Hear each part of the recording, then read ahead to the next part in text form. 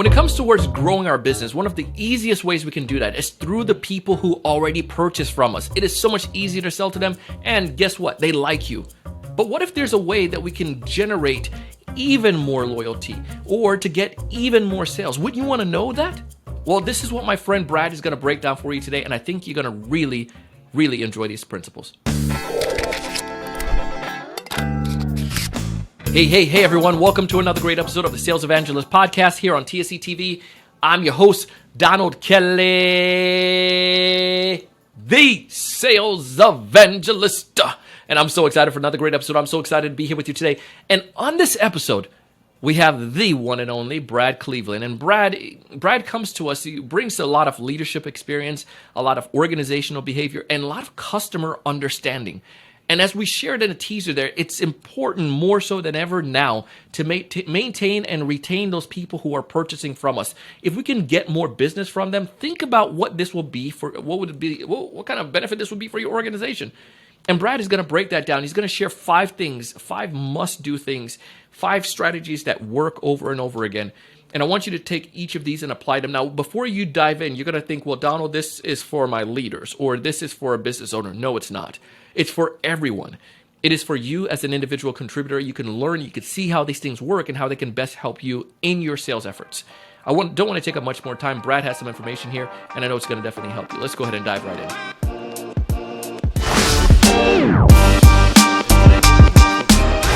Basically 5 steps that leaders can take to immediately chart a course of customer loyalty and result. And I know we talked about some of these 5 steps, and I want to break each of them down, and I know you got some stories with them. So let's just dive in. Why don't you tell us? Or Emily Weiss or someone talk about net promoter score and all these metrics. There's a vision that's compelling. They grab people and they pull them in. So we can do that as individuals, and we can and must do that as the largest organizations out there. So a couple of examples. I love REI's core purpose, which serves as their mission. The outdoor supplier. It's simply, we inspire, educate, and outfit for a lifetime of outdoor adventure and stewardship. Love that. My goodness, I can be the newest employee, and I've got a pretty good idea of what we're about. I've done some work with the government of Australia, and their vision, they nailed down recently, is make government services simple so that people can get on with their lives. Love that. So I can be in IT, I could be in customer service, I can be an individual contributor in this or that area, and I know what we're about. So have a vision, and it can be for an individual, it can be for an organization that's hundreds of thousands of employees across the world. Have a vision. Put words around what you're doing, what you're about. Talk to me about this a little bit. What do you mean by that? I've done a lot of work in customer service environments over the years, and I know, as individuals, a number of us are selling into those environments, right? Like we can bring performance improvement with this or that. So it's a space I've spent some time in, and I remember getting called into a consumer products company one time to help them out. Their customer service area, and is largely in the form of their contact center, the 800 number customers dial to get help. They had the second to lowest in the entire company, the second to lowest scores in employee satisfaction, and their employees hated it. I walked in, I could see this cloud over the place. And their new director was like, well, the good news is I can do about anything because it's not going to get any worse. I'm like, that's a good way to look at it. But go big. How do you turn this around? I bet your team has the answers. So he got his team around a large table, just in different groups. He brought his team in and like, hey, what can we do to make this better, make it more interesting for you guys and more helpful for our customers? And I remember one guy had his arms folded near the back of the room. He's like, well, I don't know what we can do. We listen to gripes all day. How can that be valuable? And they decided to find out, what can we do to be more valuable? And they started drilling down into why they were getting these customer contacts. What's driving this work? And 11% of the contacts were because one of their spray cleaning products, any of us, is what are we learning as we're having these interactions with our prospects and with our customers? What are we learning that may be a root cause that we can really get to the bottom of?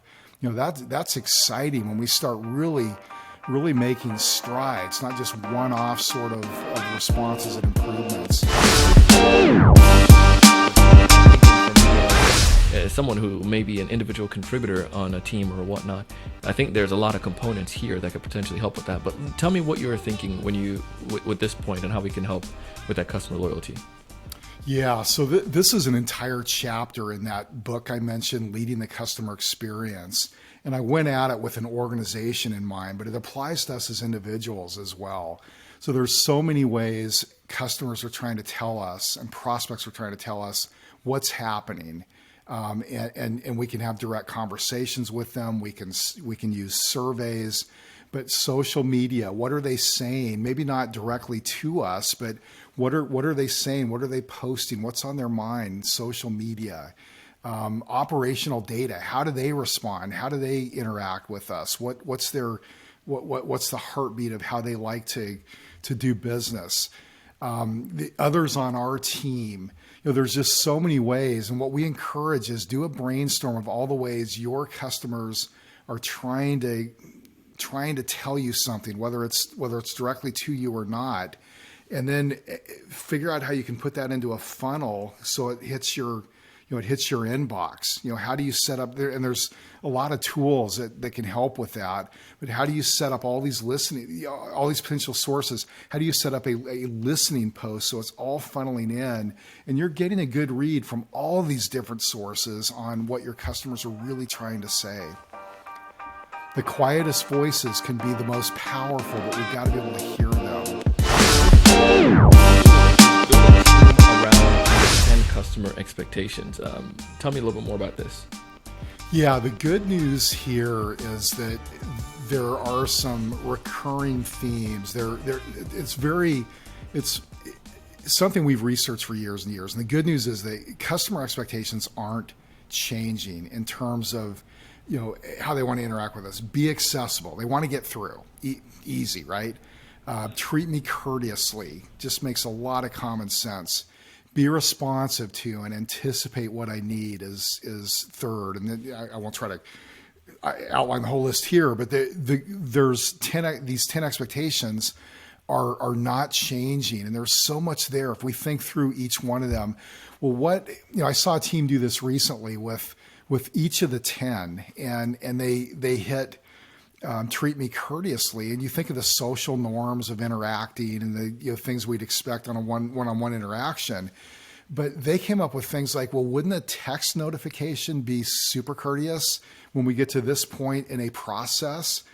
Something we can even automate with some tools that we have. Well, yeah, that'd make a lot of sense. It'd be the customer or the prospects opted in. They would want a text at that point. They'd want an update at that point.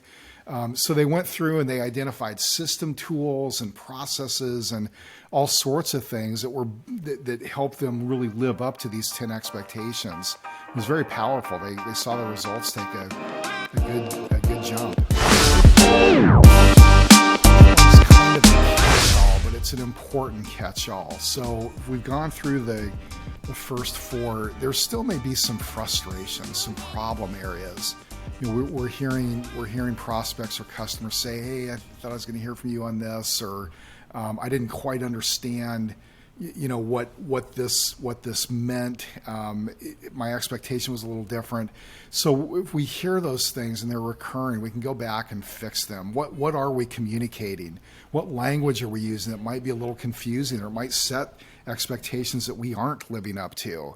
What about bandwidth issues? Are we getting back in a reasonable amount of time? Are we setting the right expectations on response time so that, hey, it may be a day or two and that may be just fine, but they need to expect that. We need to establish those expectations. So anything you can do from a process level to listen for any just even little frustrations and how do we avoid them? How do we fix them going forward? Love it, man. If folks out there want to get in touch with you, Brad, and to learn from you even more so, what's the best way for them to go about doing that? Yeah, I'd love that. So my website is bradcleveland.com. And that's probably the easiest way. And there's a bunch of contact channels there, and reach out. I'd love to connect. There's a guide to the online courses and books and different things that we're doing. So that's probably an easy way to do that. Love it. That was Brad Cleveland, and as I mentioned in the very beginning, I love the idea of that compelling vision. If you can't paint that vision for the prospect, then what are you doing? As a role as a sales professional, you need to paint that vision. And some of these things, I mean, you might think, well, it's a corporate thing. No, this is a you thing. And I know it's going to help you a lot. So go ahead and connect with Brad. You can find him on LinkedIn. And if you're first time listening to one of our podcasts, I want you to go ahead and hit subscribe and share this. Tell somebody else about it so they can take advantage of the show and improve their sales skills. I share stuff like this. I bring folks on like Brad because I want to help you. I want you to take advantage of our sponsors, man, because I'm out here hustling for you. I'm trying to find these things, these tools that are going to work for you just like they work for me. And I know you can take advantage of it and find benefits. So check out the sponsors, check out their offers, and find all of that stuff down. Just click on a link in the show notes. I want you to find more ideal customers. I want you to know what to say when you reach out to them. Oh, yes, sir. I want you to close more deals. But most importantly, can I get an amen? I want you to go out, raise your level of thinking, and do big things. I'll see you on the next one. Thanks so much for watching. Hey, thanks so much for taking the time to watch this video today. If you enjoyed the content, I ask you to go ahead and hit that like button, that thumbs up at the bottom right-hand corner. Also, to make sure to subscribe if you haven't done so already. This way, we'll keep you up to date with all the latest sales strategies, latest tools, and things that are going to help you to not only find more prospects, but to close more deals. Thanks so much.